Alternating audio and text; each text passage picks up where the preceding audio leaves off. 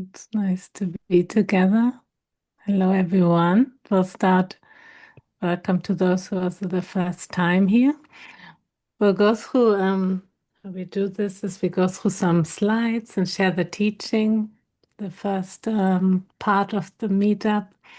And then after that, we'll have space for questions and shares about how short moments are going. And yeah, and also we can share some of our experiences. So we'll start with the introduction to open intelligence. Yeah, what is open intelligence? So when we just stop thinking for a moment, what remains? And there's an openness, an alertness, clarity, the power to know, a spacious, open intelligence. It's naturally present. It's just what's looking right now. And obviously, we are not trying to stop thinking altogether. Then thoughts appear again. It's the same open intelligence that is equally present with thoughts and without thoughts. So, open intelligence is just naturally present. It's what includes and contains everything, all the thoughts, the good ones and the bad ones, and no thought as well. So when we relax as what's looking, open intelligence, we recognize open intelligence. We allow what is natural and basic to all experience to be more obvious. So we can relax body and mind. And that's what a short moment is. A short moment is to take a short moment is to recognize open intelligence at the basis of everything. And it's also something that is really ultimately reliable. So what is absolutely reliable? Open intelligence is ultimately reliable. We can count on open intelligence without fail. And when we have all these thoughts and emotions, the good ones, the not so good ones, good thoughts, bad thoughts, good emotions, pleasant emotions, and then more afflictive and challenging emotions. All of these come and go, and it's like ups and downs throughout our day or throughout our life. And to know something about us that is absolutely reliable, that is stable in itself, that is clear, open, and also has the potency to be able to know what to do. Because when we just rely on our thoughts and emotions, can be very confusing, not knowing how to respond to a circumstance in a relationship or what to do with oneself with all the thoughts and emotions. So knowing something about us that is absolutely reliable is very useful. So we allow the natural ease of open intelligence to gradually permeate all our daily activities. We rely on open intelligence at all times, whether walking, moving around, lying down, working, playing, or sitting. So, whatever we are doing, there's open intelligence right there, naturally present, and we can take a short moment of open intelligence whenever we remember to do so. That's the only direct suggestion here. Is like whenever we remember to do so, we take a short moment, and we don't need to sit for that or meditate in a specific way. It's simply like whatever we are doing, there's open intelligence present. And so this true open intelligence, the stability of open intelligence that pervades ordinary life. So we don't have to have some special thoughts, special experiences. It simply is what is, and recognizing that foundation, the base, the basic state. So if we emphasize the description of data, it is empowered to take over all our energy and attention. So we can see that. So if we focus on what we are thinking right now, or feeling, or sensing, all our energy and focus and attention goes to the descriptions and labels, maybe any kinds of concepts, ideas, and everything is just limited into these descriptions. And if we allow data, and data is everything we can perceive, all the thoughts, emotions, sensations, any kind of belief system. We could just call it data for the simplicity. So if we allow data, whatever appears, we don't need to change it, to flow on by, beneficial energy opens up, vast and powerful.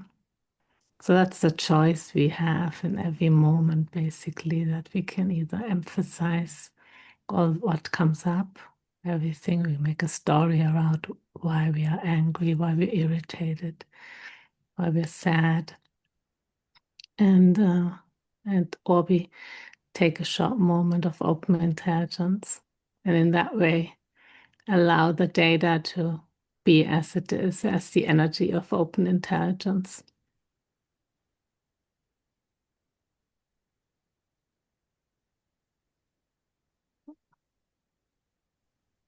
When short moments are repeated many times, the recognition becomes automatic, becomes stable in itself.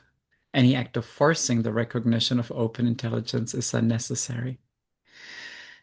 Yeah, like Katya just mentioned, because open intelligence is what is also called the true nature of mind, meaning it's always already present. It doesn't need to be created, it doesn't need to be found anywhere or built or worked on. It's just always there, just like the space of the universe is always there, regardless of whatever happens within it. And so all we do in this practice is essentially recognizing ourselves as that. So we recognize that open intelligence is naturally present as our very own self. And in that moment, we relax that grip, the hold, the need, the perceived need to do anything with our thoughts, with our emotions, with our sensations. And just by repeating this brief glimpse, this brief recognition of open intelligence throughout our day, whenever we remember, it naturally becomes stable. Now, it's not open intelligence that becomes stable because that is always already stable. It's our recognition of it that stabilizes. So, in every moment, then if the recognition, I'll just continue, then if the recognition of open intelligence slips away, we simply repeat it again. Short moments repeated many times lead to confidence in open intelligence. Each moment of open intelligence subsumes our old way of thinking, feeling, sensing, and experiencing in a continuous expanse of clarity. Yeah, just like this says here, that confidence in open intelligence, that deep, abiding assurance that open intelligence truly is always already here, and we can always relax into this as our true nature. That dawns with every short moment. It's like each short moment is a building block for this increasing confidence. And in each moment of open intelligence, our old ways of thinking and feeling, sensing experiences is subsumed, meaning we don't need to do away with it. We don't need to wait for it to change. And sometimes we come, of course, to the teaching hoping that open intelligence practice is the final successful attempt in changing our ways of thinking, feeling, sensing, and experiencing. But what we find here with the practice and the teaching is that none of this needs to change. It is already appearing in, of, as, and through open intelligence. So this word subsume here is really powerful. Yeah. And so even though the same data continue to appear, possibly, They may also change, just like they always do. But even though they might continue to be exactly as they have been before, our sense of ease and freedom, that stability continues to increase because you recognize what's underlying all of those. You want to come with me to the bathroom? If you plant open intelligence seeds, an unending field of open intelligence will grow. And if you plant data naming seeds, a ceaseless field of data will grow. So it shows again the choice we have in every moment. So planting open intelligence seed, recognizing open intelligence inseparable from all the data. Then there's open intelligence. That is obvious. The unending field of open intelligence. All data are the dynamic energy of open intelligence. So they're not something separate. Here, open intelligence, there, data. It's the energy, but it's recognized as one aspect of everything that appears. And to recognize that really opens up our view. So, but if we plant data naming seeds, a ceaseless field of data will grow. So, as we know, when we look at our own experience of focusing on thoughts and emotions, specific ones, they repeat, they grow more, they feel challenging, and it's always a hard attempt to try to change them and try to replace them. So we rest free and relaxed. We rest deeply in the powers of great benefit. We rest as open intelligence in a simple way, which has a potency of benefit, naturally beneficial. We don't need to think about that. It just becomes more obvious when we rest as that open space. We let open intelligence rest naturally, potent and free from the need to control the flow of data. We rest naturally, letting data flow on by. By getting accustomed to this, our recognition of open intelligence becomes stabilized, able to remain steady. So that's what comes out of short moments many times. It becomes automatic, it becomes stable in itself, so that we don't need to take short moments and think about short moments any longer. But initially, we remember short moments and we just repeat it. More the quantity rather than the quality of a short moment. We don't need to look if we feel it in the right way or if we're doing it in the right way. Just hearing about open intelligence that is naturally open, free, and free from the need to change the flow of data, control the flow of data. And it's like the crystal ball is a metaphor. That's why here's a crystal ball. Whatever it reflects it equally, whether it's a nice reflection like the sunset or here it's raining, rain, which I like also, but some might not like it. So it is like positive, negative, neutral, and it reflects it equally. The clarity, stability, indestructibility of the crystal ball is unaffected. Yeah, so replacement of data along with the avoidance, indulgence would completely neutralize our beneficial power. So that's what we recognize when we rest naturally, is that this potency, the energy of open intelligence, which is all data, and this thought we have now, the feelings we're having now, the sensations, the energy of open intelligence is inseparable, like the color blue in the sky. Yeah, inseparable. You can't take out the blue in the sky or the breeze in the air. They're inseparable. So this kind of potency becomes more obvious, alive, rather than just trying to control all these feelings and thoughts that are the natural energy of open intelligence. So this is the power we each have, and some of us can see this from the day we are born, and we never forget it. Often we just naturally know it. That's why when we hear something like that, it feels true. We actually recognize it naturally and instinctively. Yeah, this is the power of benefit that has come to life from beneficial open intelligence, just naturally beneficial, meaning it's natural and naturally open, beneficial. We find a new way to love and live in open intelligence. Yeah. So it's like recognizing open intelligence, recognizing a way to be with other people. It affects all relationships naturally. The relationship with oneself, first of all, the way we treat ourselves, see ourselves, and often we have this commentary about ourselves, what we are not good enough, or criticizing, or all these data that we have around ourselves. It's just naturally eases also, opens up. There's more pervaded by love and openness and clarity. Yeah, so this is the power of a short moment. I guess we'll pause here.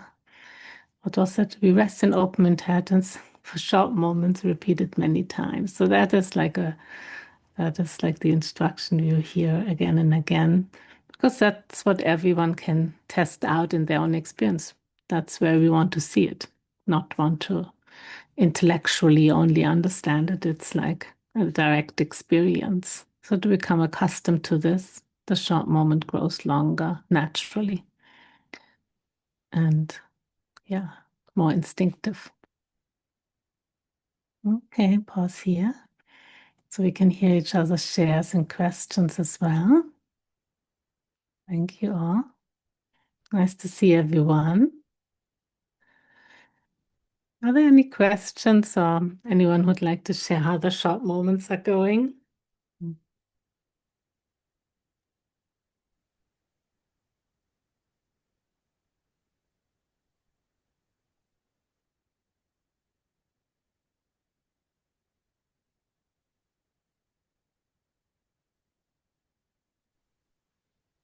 Yes. Yes, Rob. I've just been thinking of not that the teaching is in any way designed for improving someone's health, um, but I wonder if you guys have experienced some correlation between, especially after doing this for a while. Now, you guys have been doing this for 20 years. So have you seen any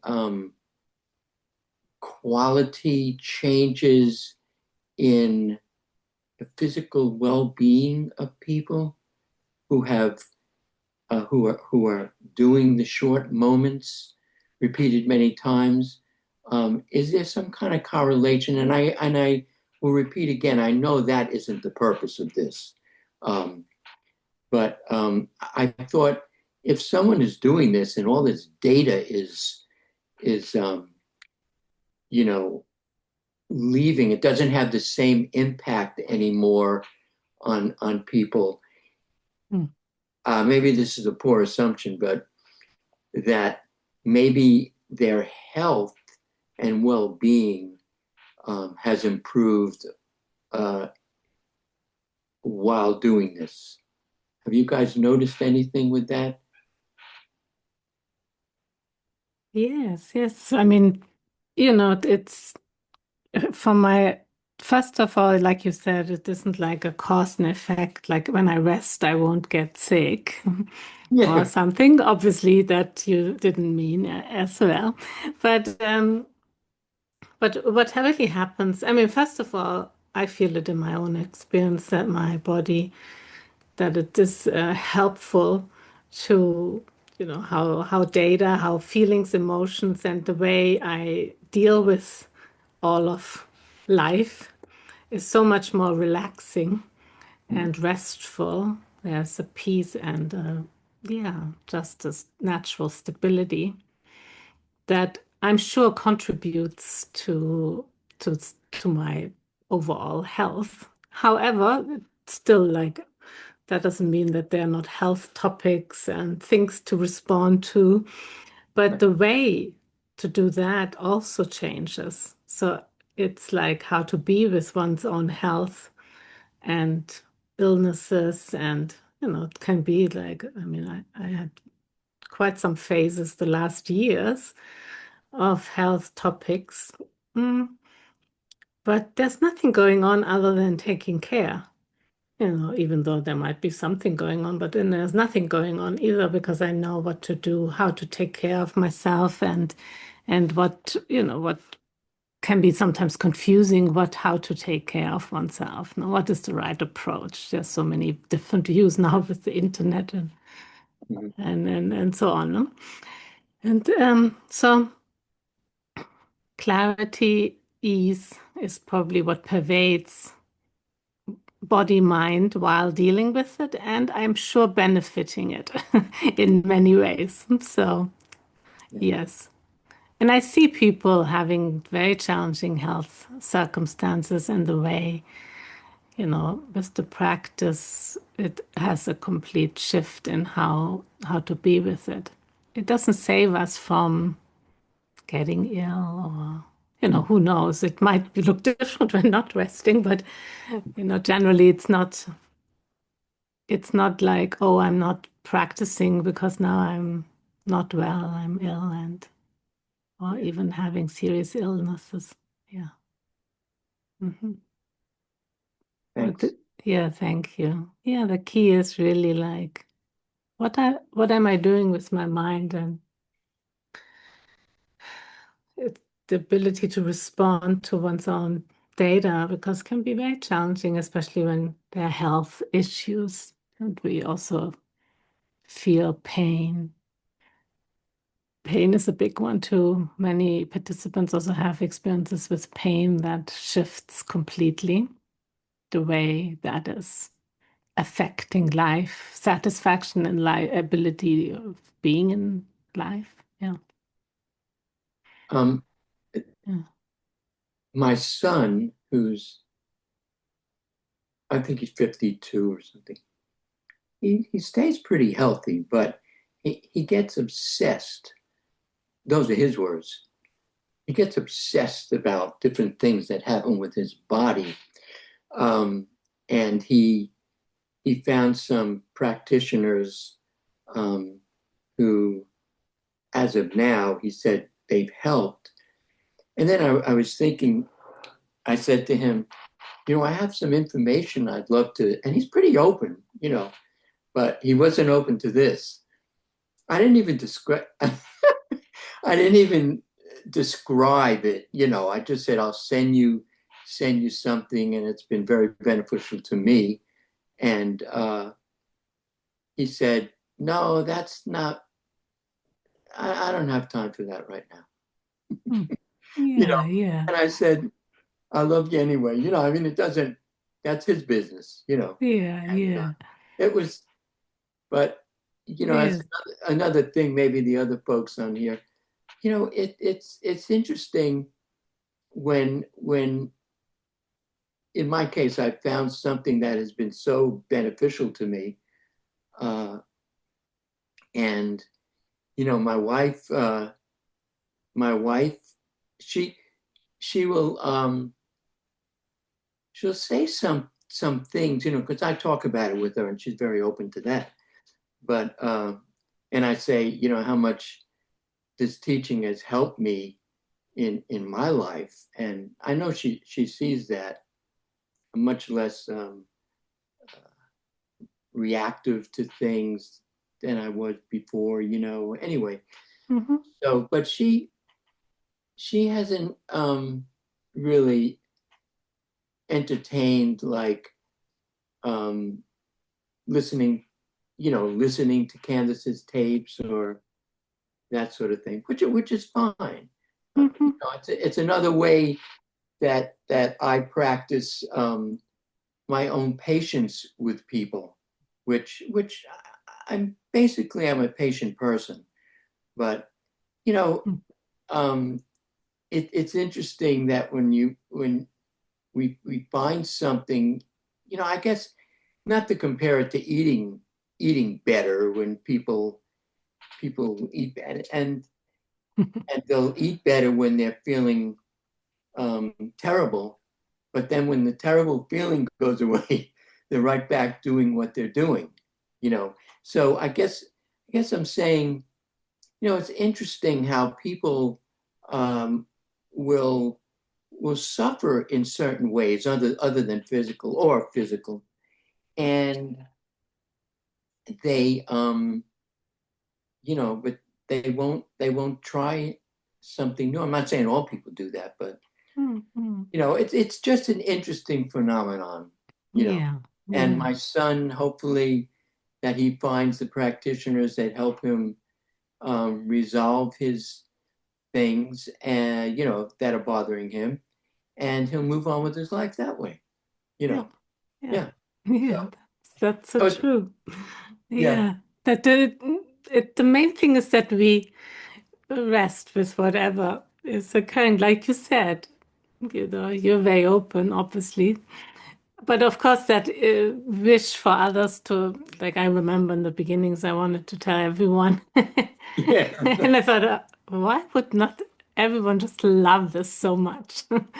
And then I noticed that's the wrong approach. It's like not good. So I yeah, stopped completely. And then it was really good because actually what was far more interesting is when people then ask something because they see something. You mentioned like you're far less reactive. I mean, your wife will appreciate that, as do the people around you. And that those benefits will be far more compelling, which doesn't mean that people still are interested. It's not about people needing it. It's just whoever wants it. It's more that. And then for others, like you said, other things might be far more fitting. So yeah, that kind of ease around that makes it also natural. yeah. Yeah. Far more compelling for the environment than when we try them to get to rest. Right. Yeah. Yeah. Yeah. See the teaching. Yeah. Thank you. Thank you. And Guido, how is it going for you? What? Oh, I meant Guido now. Oh, How oh, your practice is going, Guido. Oh, how, Yeah, I really like the short moments and yeah, trying to become a short moments master maybe. Let's see. No, just kidding. Yes. No, great. Yeah, well, totally. That's Yeah, perfect. especially when I'm feeling being triggered or under stress, and then yeah, just remember, relax, and yeah, it's part of life being stressed, and it's part of life being happy. Yeah, but the underlying intelligence, I think that's our home. So it's Mm, always there. Doesn't matter what happens on the surface. That's great. Yeah. Well, thank you for sharing. Yeah, welcome. Perfect. Thanks Mm, for asking. well, thank you. Great. And Paul, I see you. Good morning, everyone. Good morning. Uh, I think I'm had an experience last evening and this morning, and I think the central question is there seems to be two courses of data in view. Which one do I respond to? Um, there's the data of don't rock the boat. You don't need to make an issue of this with my wife. Leave it alone, reject nothing. Uh, she will be able to see what she needs to see that's needful, helpful in terms of her reactionary behavior. So don't get into it. Keep your mouth shut. Then there was another stream of data that said you're avoiding an issue and you need to push forward and bring the issue up and address it and let there be conflict, let there be emotion and upset, but it's an opportunity to um, tell the truth and address a propensity that I have to avoid conflict. So I went the path of bringing an issue up, and it had fire and heat and every other kind of emotion go on. It wasn't out of this world, but it was clearly like uh, my experience is that if you go that way, you're going to pay. You Mm. know, let's keep everything calm, suppressed. And if you open that can of worms, it's not going to be pleasant. But my sense of it is that that's what I need to deal with is the avoidance of conflict as opposed to letting it go, etc. Mm. So I don't know if you have thoughts about that. Yeah, well, thank you for sharing openly, and I can deeply understand.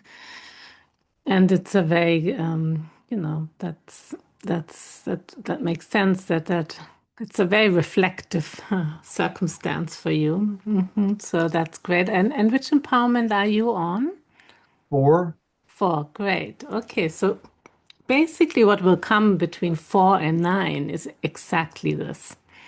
So that I'm still gonna respond a bit, but it will clarify this very much in your own experience. The situation where we feel like we know ourselves as avoiding conflict, and some might, for some that might be a data. And so this empowerment 4 to 9 will go into depth to really looking at all the relationship. The ones that are close to us are probably the most relevant ones in such situations where we have things that come up. We don't know if it makes sense to bring it up, all the pain that comes with bringing it up and how to bring it up. And then the pattern of avoiding, or just letting it be as it is. That comes always in, whether we bring up a conflict or not. We actually let our fear of conflict, the conflict itself, the way we address it, and the way it's responded to, all of that is is a display, and we are resting with it as to the best of our ability, right, in short moments. So what empowerment 4 to 9 will do will open it up in steps where we actually will see everything that goes on within us. We see also our resentments. That's empowerment 4. It brings up all the resentments, plus all the belief systems like opening a conflict is always bad or is always challenging and too much for me. Something like that. I'm just, making things up now. But these kinds of things will all come up in empowerment 4, so that we can get to know ourselves even more and have an ability to rest with that conflict. Basically, shall I bring something up or not? And the fear of, and seeing our avoidance and resting with everything. And the further empowerments will actually show it even more in detail and then give us a space where actually options open up, like how to respond to how to bring something up. There might be totally new ways of bringing something up that doesn't lead to another explosion. Right? I'm not saying that was what happened, but that is sometimes what happens. We bring something up and then it's like, and we are afraid and the other reacts and then and then we see, oh, well, was this now beneficial, right? How can a situation and a topic, because yes, resting means definitely we can address things, because sometimes we misunderstand, think resting means we are just going to avoid it further. So that's practical. So I'll rest more and then I don't have to bring anything up, right? So sometimes we use the resting to do exactly what we are used to do, avoid something. So it's very powerful that you're actually seeing everything so clearly. That's actually the most important step right now, I wouldn't even go further because everything further will unfold while you go through the empowerments. If you have time for a certain topic while you're going through the empowerments, some things might be urgent, but some things, it feels urgent, but can be left. And really get to know, bring this open intelligence wisdom with you. I hope that was helpful. Yet, Yes, the core of it is, yeah. Do I accept the current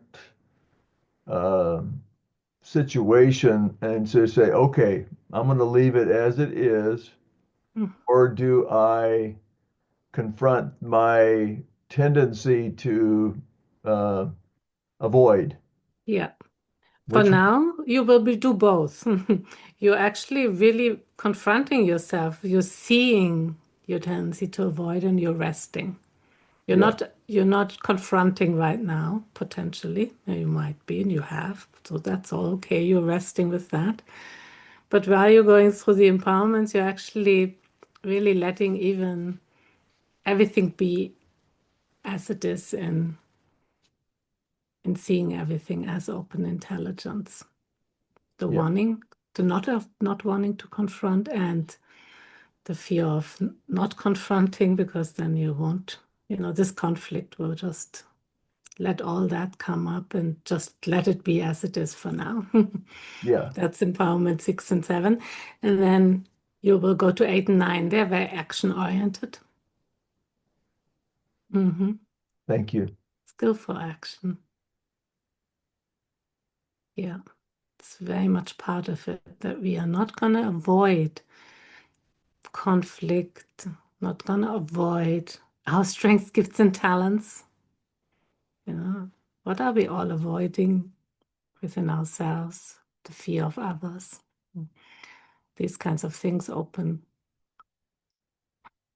And then also the discernment that some things that we always had the urge to react and respond to, when we let it be as it is, they resolve. Like the power of open intelligence in the relationship is like resting and how that affects the other, whether they rest or not. They're also open intelligence. So, there can be a power that changes systems, family system, relationships, just by one person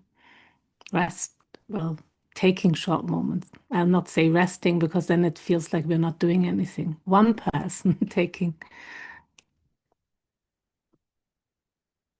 letting everything be as it is and responding from that place. Yeah. Thank you for sharing. Big way to hear how it continues within the 12 empowerments. Yeah. Empowerment 4 to 9 is where everything, other very potent empowerments.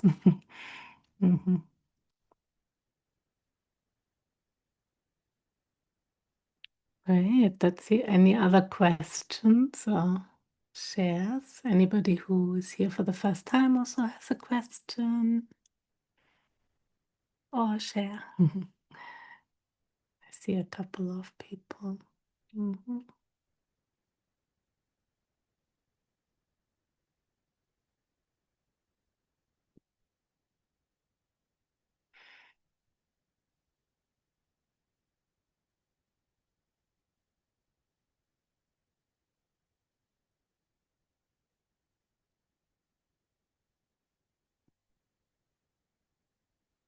Let's see what else.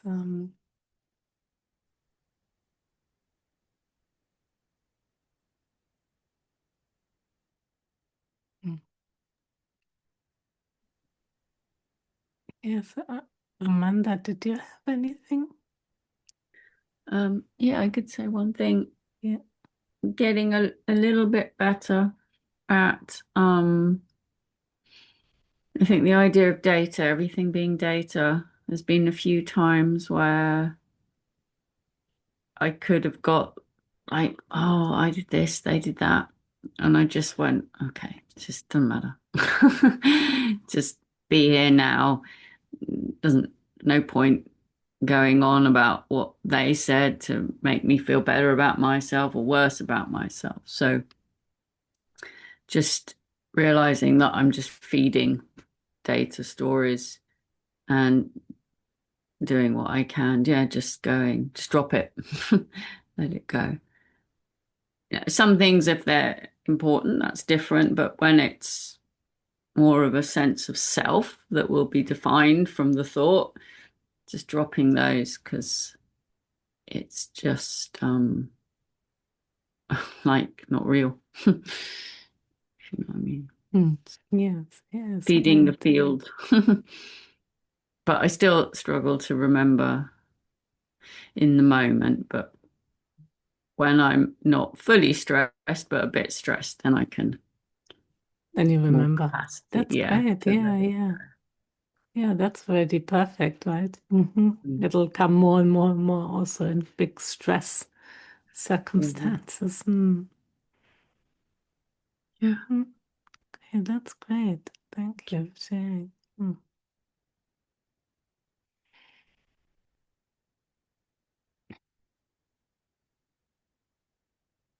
Anything else that we could share about the 12 empowerments, just for those who are also here the first time? Like the foundation teaching with the introduction to open intelligence, with just bringing everything. There's 12 texts and questions and videos. But basically it brings this instinctive recognition, that short moment, into daily life, into all of our specific relationships, specific circumstances, data that we have, patterns basically, or so yeah, that we recognize open intelligence in all areas, all pervasive. Because there can be always a subtle idea of there's open intelligence, that's that, and then all the other data. But really, it's just one open intelligence expands. All is the energy of open intelligence. And in that way, there's a deep relaxation and, I would say, peace in my experience, of letting everything be as it is, while being very clear that some things need responding to, even if we don't like it, what data will appear, the energies.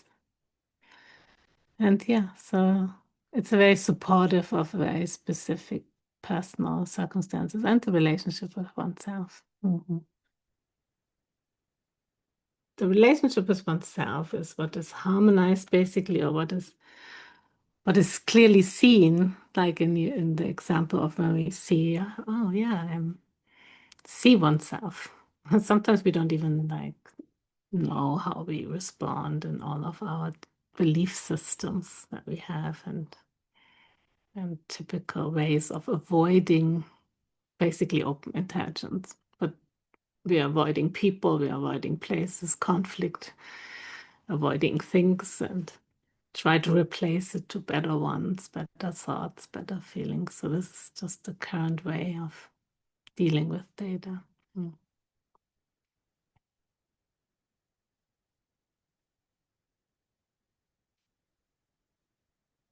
So then having that choice to rest is a very powerful experience, to gain confidence. And then, yeah, I see in myself the ability to respond, know how to respond, and also that becomes more instinctive, even though initially it feels more contrived or trying to figure it out.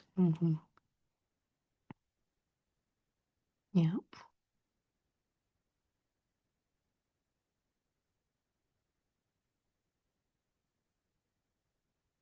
Great. Let's see, anyone else?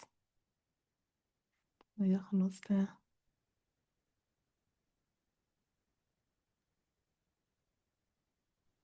Thank you. answered that already, Kati, but maybe just to share a bit about, since we spoke about relationships and, when to respond, when not to respond, how to respond, including how to share about the teaching. Should I not even share about the teaching and or the practice and all of that? I think what really, and I didn't notice that as much as I was going through it, but with, you know, over the years, seeing it more and more clearly, that the relationship that really deepens and opens the most, or has at least in my experience, is the relationship with myself. And what I mean with that is also the relationship with all the things that I've tried to change about myself, that I wrestled with, that I don't know, blamed my parents for, or all these things that I thought were not right, that made me afraid, or yeah, just whatever it is. And to really first, as you said, Kati, to see everything that stirs, all the stuff that's going on. That's what Empowerment 4 is about, right? Like we see, it's like a real look in the mirror in a way, but not in a mirror and then blaming and judging and making a plan for how I can change myself, but just really looking, and even looking through the eyes of the all-loving mother of open intelligence. And wow, look at what I've put myself through. And in harmonizing this relationship within ourselves, completely new ways of relating with others naturally open up. And we can't and we don't need to figure that one out. That's also a bit what we wrote about in the newsletter this week, right? We can still think, our mind, our mind doesn't, or our, conventional mind doesn't stop working or anything, but we don't need to rely on that. So, having seemingly two options, do I suppress the conflict because I'm afraid of what will happen if I bring it up? Or do I just confront my own fear and I'll go for it and I'll bring it up? These are two very narrow options. And there are a million other options, but I never saw them because all I ever saw was these two options. So I thought my only choice is this way or that way. But there are many other ways. We just don't see it when our habitual patterns are at work. And so the biggest change in the most challenging relationships for me was to be at ease in my own being.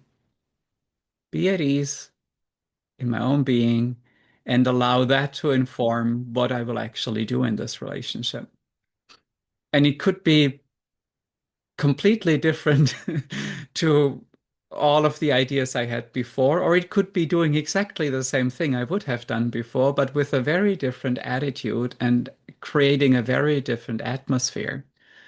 Like if I confront someone or something, it doesn't have this edge anymore, like the edge of having wanted to say something like a million times and finally saying it, and it comes with this energy where you feel, oh, what did I do? It's like I thought I just put the milk in the wrong place, but I think there was something else going on there. And it can actually be very simple in when it comes from this ease. And that's what happens with the practice, and Empowerment 6 and 7 do speak to that in depth, is now that we have uncovered all these things about ourselves and the world in Empowerment 4, what do we do with that? Well, nothing first. We just rest. We really integrate that, not just mentally to know all the data are open intelligence, but what is it like when all of this stuff gets, say, triggered in a situation or in a relationship, and we really allow ourselves to rest, of not needing to go either way, and just rest? What emerges from this rest, from this real ease of being? And then increasingly trusting that whatever comes from there is good. It doesn't need to be rationally right or nor do we have to be irrational. It's just there is an inner clarity and instinctive knowing that all animals have, and that also human animals have access to many times a day.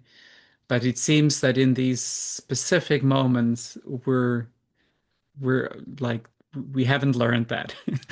We've learned other things of what to do in those specific moments. So we just settle back into that instinctive way of knowing how to be and how to act. So um, essentially, the empowerments, in my experience, by harmonizing this relationship with ourselves, all the other relationships are just like dominoes that fall, um, where we don't even need to try. And of course, I can easily say this now after 20 years, that there were definitely moments where there were stubborn dominoes on my domino board that did not want to fall, that like wanted to go the other way. So but that's why the practice is so great and why we have the four mainstays. We don't have to do this alone. If we fall, we just get back up one short moment at a time with any guilt that we might have, or, it's every moment is another opportunity for a short moment of complete ease of being.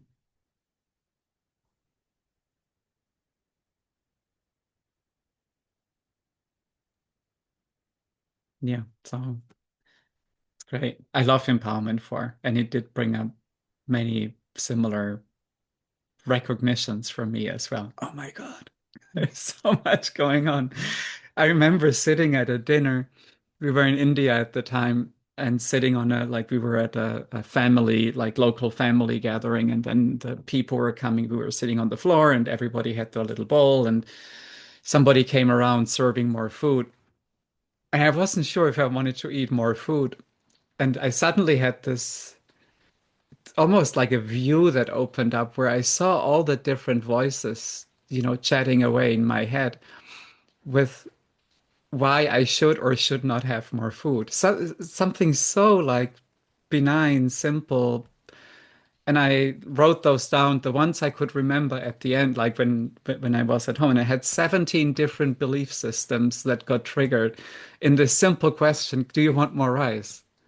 And that's, you can imagine if you have that running underneath in something so simple and then something as complex as a relationship you've had with somebody for decades, there are a lot more voices talking.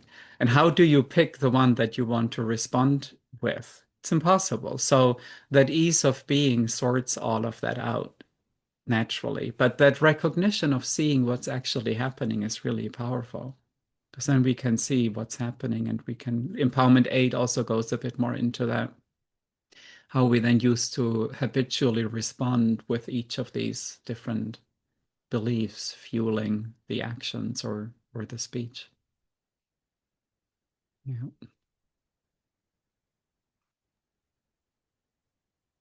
Great. Well, good. Well, thank you, everyone, for being here today. And we'll be here next week again. Nice to Great. see everyone. Take care, Okay. everybody. Bye, everyone. Thank you Thank so you. much. Thank you. Thank you.